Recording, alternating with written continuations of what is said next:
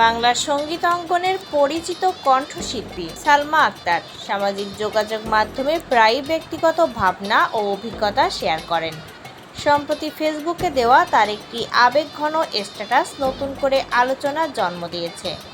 সেখানে অর্থ, সম্পর্ক এবং মানুষের স্বার্থপরতা নিয়ে নিজের উপলব্ধির কথা তুলে ধরেছেন এই গায়িকা।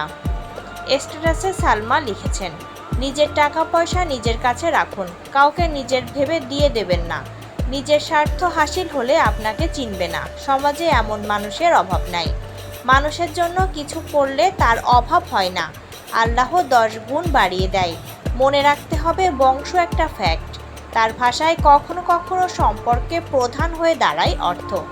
তবে মানুষের জন্য ভালো কিছু করলে তা কখনো বৃথা যায় না বলেও উল্লেখ করেছেন তিনি।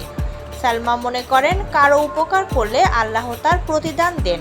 একই সঙ্গে তিনি মনে করিয়ে দেন, পৃথিবীর সব মানুষ একরকম নয়, যেমন হাতের 5টি আঙুল সমান নয়। আমার এই ছোট্ট জীবনে অনেক কিছুই শিখলাম। নিজের জীবনের অভিজ্ঞতার কথাও তুলে ধরেছেন এই সঙ্গীত শিল্পী।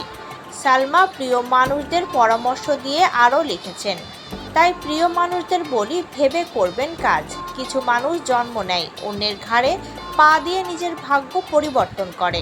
সমাজে ভাব প্রকাশ করে সে বিশাল কিছু অর্জন করেছে।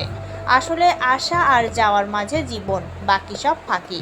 তবে কাকে উদ্দেশ্য করে এই ফেসবুক স্ট্যাটাস লিখেছেন সেটা উল্লেখ করেননি তিনি।